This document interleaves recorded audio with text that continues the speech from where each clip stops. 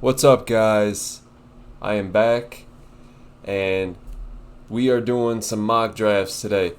I am going to be doing two different mock drafts. I'm doing one. PFF only has a 4-round mock draft for the Seahawks. So I'll be doing a 4-round mock draft through PFF, and I'm going to be doing a 7-round mock draft on PFN. So we'll start off with the PFF. What we're doing, really, I don't know much about any of the prospects. So I'm kind of just going to be doing some guesswork here. I'm not as clued in as I was with the last draft class, because I don't typically follow prospects throughout the CFB season. I usually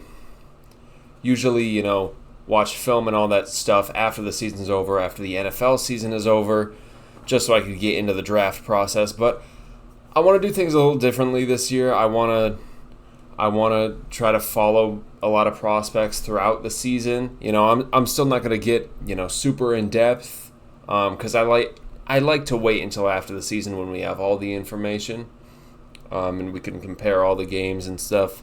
But I'd still like to kind of be clued in on some of the prospects. So this is going to be a weekly series that I'm going to be posting. 2 mock drafts, one on PFF, one on PFN.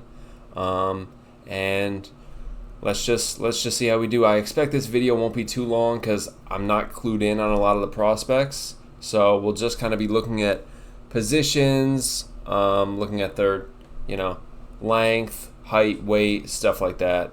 Let's go in. They have the Seahawks picking at 10 right now on PFF. Let's go in and let's see what we can get here. We're on the clock at 10. I don't think our pick is going to be this high. I really don't. We have some trade offers. I don't think I'm going to be doing any trades in this. And this, I don't believe this factors in our compensatory picks, although it might, because it looks like we do have maybe 2 4th-rounders there. So it might factor in the comp picks. Let's check down here. Yep, it does factor in a 4th-round comp pick. So I guess it does factor in those. Looking on the board here, I don't want to take a quarterback. That just doesn't feel right. I do like Mikael Williams. Get another edge rusher. But the thing is, we have Uchenna, we have Boye Mafe and Derek Hall. Getting a 4th, sure, but that's kind of overloading it. I think we could get an edge rusher a bit later on. I don't think we have to 1st round edge. I do like the tackle at a LSU, Emory Jones Jr. I like him a lot. And I like his size, 6'6", 315. I like him a lot because I don't believe... I'm not an Abe Lucas believer anymore. I think I'm at the point where I've accepted he's not a long-term guy. He might not even play this year. I feel like he'll get on the field for 1 or 2 games and then be out for the rest of the season again. I don't trust him with his injury history. He has chronic issues. And Emory Jones Jr. could be a franchise right tackle. I really like this kid, and I like what he brings to the table. I also like Anthony Belton. Some people mock him in the 1st round. I don't like that at all. I think he is probably a day 3 guy. Calvin Banks, I haven't gotten a good look at him, but he is mainly a left tackle, and that's not really what we're looking for here. I like Emory Jones Jr. a lot. Looking at who else is on the board, there's nobody here that really, really catches my eye. Emeka Egbuka I really like him. 6'1", 205. I think taking wide receiver in the 1st round, probably not an ideal. I think we probably lose Tyler Lockett after this season. I think he's gone. He'll retire or we'll cut him, whatever. But Emeka Egbuka, and I like his size. I think he could be a good wide receiver 3 if we have DK, JSN, and Emeka. I think that would be a really, really good group. That would probably be best in the league.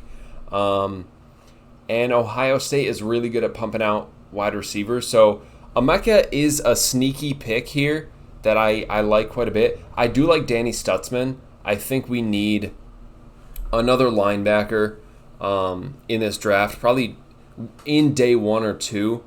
I think overall, I don't know. I think because I don't think we're going to re-sign Jerome Baker. He's already having injury issues. And Dotson has played really well. I think we re-signed Dotson a 1 or 2 year deal. I think we let Baker go. And we're going to need to have another linebacker to kind of come in once Dotson leaves. And Danny Stutzman could be that guy. I really, really like him. He's really good in run defense. And overall, I mean, I think he's easily my top linebacker in this class. I really, really like him. If it was late first round, I would take him, but number 10, I think that's just a big reach. So for me, it's kind of between Emory Jones Jr. and Emeka Egbuka. Right now, our offensive line is really bad, and we just need to beef that up as much as possible. So I'm going to take Emory Jones Jr. here at 10, get our right tackle for the future, and now we're on the board here at 42, and we have JT Tuimoloau, or JT Tuimoloau. I don't know how you pronounce his name, but I really like Tuimoloau. I'm a big fan of him. Let's look down here. Xavier Watts I like. I think he's a good player. We have some quarterbacks. Cam Ward. I think they will be taken a little bit higher. Tyleik Williams still on the board. He has been projected to be a very, very high pick before. So that's interesting. I mean, I think that could be a good pick. We just took Byron Murphy. Who else do we need? Is he going to replace Jaron Reed? I don't think we need to beef up that interior as much as we did, say, a year or two ago. But I really like JT here, and if he's still on the board, I think we pull the trigger on that. Good replacement for Nwosu once he leaves, because he's going to have to leave at some point. I think he's got a year left on his deal. I think he's here for next year, and then next year is the last year of his deal. Could be wrong. Maybe this is his last year. I don't know. I think next year is his last year, though. But JT could be a good third edge to have once Nwosu leaves. I really like taking him here if he's still on the board. All right, pick 74, Jalen Milroe. I don't know. I'm not an Alabama quarterback guy. I'm not into that. But really good potential pick here is Tate Ratledge. I really like Tate Ratledge. We need a guard. We need a guard. And Tate Ratledge, yes, right guard, mainly right guard. But what I think should happen right now with what's going on, I think we should move Connor Williams to left guard and put Olu at center, because Connor Williams we know will be better than Laken Tomlinson at left guard. Laken needs to go. Bradford is fine as a backup. He shouldn't be starting. Tate Ratledge, I would honestly trust to put at left guard. I don't know how I feel about putting Christian Haynes there right now. Tate Ratledge, I think, would be better as a left guard than Christian Haynes. I think our offensive line, with this mock, we get Emory Jones Jr. as our franchise right tackle. We can have Christian Haynes starting at right guard. We have Olu at center, or Connor Williams if we extend him. And then we can get Tate Ratledge to go into that left guard spot. And then we, of course, have Charles Cross. I'm feeling really good about this offensive line. I think this is a no-brainer to take Tate Ratledge there. All right, pick 111. We are on the board here. Trevor Etienne is very enticing. I like the idea of taking a running back fairly highly because K9 has been injured every year of his career. Zach Charbonnet showed he can't really do much if the O-line isn't creating holes for him. We haven't seen anything from Kenny McIntosh or George Halani. So I don't really know why that is. So maybe we shouldn't take another running back because maybe he won't be utilized. But K9's going to have to go next year, and I don't think we're going to re-sign him. Next year is his last year. I don't think we re-sign him. So I don't think running back in this draft should happen, but next draft, I think it's gonna have to be something that we think about. Let's see. I think tight end is a position that would be good to address just because Noah Fant will have 1 year left on his deal. Pharaoh Brown is gone. And so then we have Noah Fant on a 1 year deal. A.J. Barner, 3 years left, which I feel like he's mainly a blocker. And then Brady Russell. So I think getting a tight end here is kind of the ideal. In day 3, I think we need a tight end at some point throughout day 3. I'd also like to look at the safety room here, which they do not have a lot of people at all listed here. Because Rayshawn Jenkins, I don't think is a long-term solution. We have Julian Love, and Kayvon Wallace is just on that 1 year deal. I think he's probably going to be gone. I do like Andrew Makuba out of Texas. I'm a fan of him. I think he's shifty. And he could play in the slot. He has a lot of versatility. So I like him here. Let's see. I'm not having anybody really jump out at me here. I do like I said, tight end. I do like wide receiver could be an option as well if we look at the wide receivers. Tez Johnson could be a good replacement for Tyler Lockett. I think that would be all right.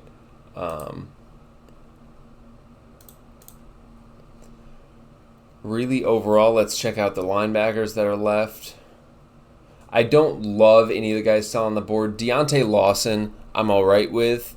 Overall, though, just not great day 3 linebacker class, I think. I think wide receiver is a good move, and I'm actually going to go with Tez Johnson here. Get a good Tyler Lockett replacement, and I think I'm feeling good about that. All right, the last pick here, and we have safety, Andrew Makuba on the board. I'm going to take him just to kind of beef up that secondary. And let's take a look at this draft here. Once it grades out. They hate the Emory Jones Jr. pick, which I don't get that. I think he'll go in the top half of the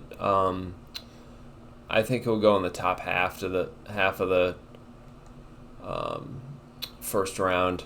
But Emory Jones Jr. get a franchise right tackle here. JT Tumalau get a good third edge once Nwosu leaves. He'll be a good rotational piece. Tate Ratledge, I think, could start at left guard. We don't have anybody at that position aside from Satoa Lomea after Lakin is gone. And Lakin should be gone now, honestly. So I like Tate Ratledge here. Tez Johnson. Lockett, I believe, is going to be gone after this year. So getting Tez Johnson is really good to just have him come in. I don't think he'd be a starting wide receiver. I think Bobo or Derek Young would kind of fill that spot. But Tez Johnson is just a really good depth piece to have there. And Andrew Makuba, another really good depth piece, kind of take the place of Kayvon Wallace. I don't think he'll get as many snaps as Kayvon is getting. But just a good player to come in here just kind of as a rotational piece and hopefully work up to something in the future. So I'm actually gonna save that one. And then let's go over to PFN. And this one actually has all 7 rounds. Unfortunately, they don't have compensatory picks in here, which is a bit lame, but that's all right. We're going to see they have us ranked at 19 right now, which I like a little bit better. All right, so let's analyze here. So we could take Emory Jones again. They have Emory Jones ranked a lot higher. Looking down here, I think Emory Jones might be the pick in both drafts. I've already talked about this. I'm just going to do it. I really like him, so being able to get him there, I'm a big fan of that. All right, we're at pick 51 here. Again, I'm not going to do any trades this early. I think looking down here, if we look more at linebacker, they have Danny Stutzman way down here at 117. I think that's just wrong. I don't think he'll go that far. So I think 51 could be reasonable for Danny Stutzman because linebacker isn't really a position that is essential. In this league, I think linebacker is kind of a dying position. So Danny Stutzman at 51, I think, is a good pick. We could circle back to this if we can't find anybody else we love. Cornerback, I don't think we'll need to address cornerback here. No good safeties that I love in this area. JT Tuimalau is on the board once again. And then Yaya Black, I like him as a day 3 guy. I think he has a lot of potential, especially coming out of that Iowa defense. Looking at center, we wouldn't have to address. I do like Brandon Yates out of West Virginia. I think he could be a late day 3 guy that could kind of turn into a project piece. But we do have Jalen Sundle as well on the roster. We have 3 centers right now, and it looks like they like him even over Olu, because Olu was a healthy scratch in the last game and Sundle was not. So looking at tight end, there's Oscar Delp. I think he's a good player. He has all the physical traits. He just hasn't had much production at Georgia.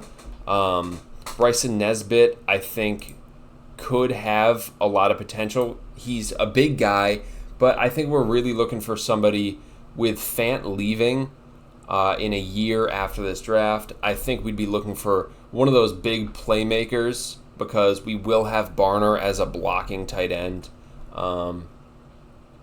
So looking at this here, I think I don't love taking a quarterback unless it's, day 3 and somebody fell to us like a Riley Leonard. But I'm going to take Danny Stutzman here. I think this is a great spot for him if he falls to 51. I love the idea of doing that. We are on the board here at 83. And here I'm actually going to look at tight end again.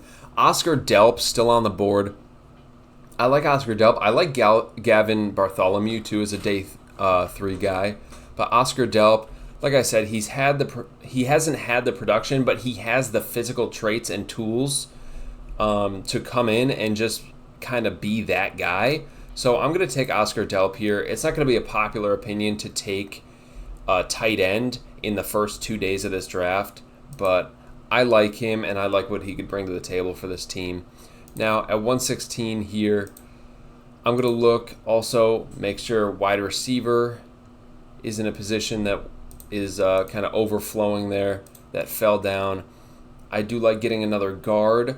I'm going to look more down the line. I think there are some guys that we could get, like a Cameron Johnson or an Xavier Truss. I think we can get down the road, or later in day 3 as just kind of a better depth pickup. Looking here at safety, I do like Xavier Watts and Kobe Savage, 2 guys that I really like. Kobe Savage, coming from that Oregon team, I think he could be a good player that could come in on some rotations. Let's see here. Yaya Black is still on the board. Could be a good... I'm assuming Miles Adams will be gone, and I'm assuming Jaron Reed will be gone end of this year, and Jonathan Hankins. So Yaya Black is a guy that could come in and be a good piece. I think I'm actually going to pull the trigger and take Yaya Black here. I like that pick, getting another guy on the interior of the defensive line, because we will be losing a few. Now we are on to the 6th round, which we have 2 picks because we got one from the Bears for Darrell Taylor. Let's see here. On the board, we could look at guard. Nobody I love at this pick. Again, I like Brandon Yates at center, but I don't think we're going to be taking anybody. Looking here, I like Xavier Restrepo out of Miami. I actually thought he was going to be coming out this past year, but he ended up going back to Miami. I like him. I think we could get him maybe a little bit later on.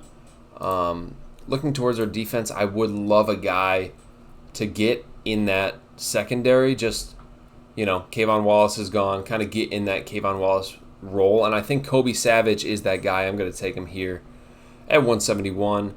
And then we're on the board at 178. And here I think is where I'm going to take Xavier Restrepo. I like what he brings to the table. And again, losing Lockett, I think he could be a good depth piece. Probably not starting wide receiver, but I do like him there. And then here at 210, our last pick is probably where I'm going to take a guard. Look to take somebody on the interior. Again, Brandon Yates I like. And Brandon Yates, we could even move Olu over to left guard. I think he could be all right at that position. And I do like Brandon Yates here. I'm gonna pull the trigger on him. I've been talking about him all draft. So there we go. So looking through here, 4 rounds, got a good safety, wide receiver, 2 depth pieces, a possible starting left guard, a good rotational edge, and a franchise right tackle. And in this draft, we got the same franchise right tackle. We got a good linebacker, a good project piece that could actually come in and be a good starting linebacker in this league. Oscar Delp, who has great physical traits, and I think with a Ryan Grubb offense, especially how he used Jack Westover, I think that's kind of what Oscar Delp could be for us.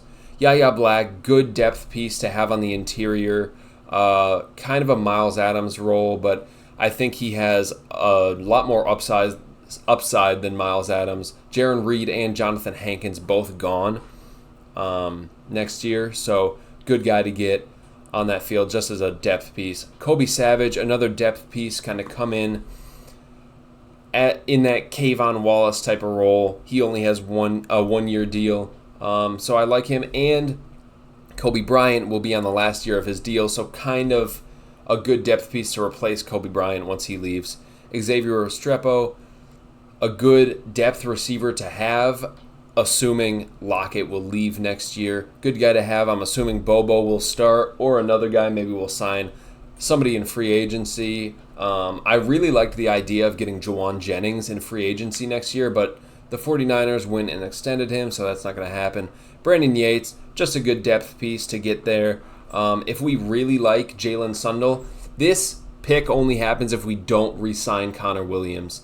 If we really believe in Jalen Sundle, I think he could start at center next year, and then Brandon Yates is a depth piece. Maybe Olu slides over to a guard position. So that's going to be my mock draft. We got 2 of them here. I hope you guys enjoyed. And I will see you guys Sunday for the Seahawks-Dolphins game. And I will see you guys next week for another mock draft. Later.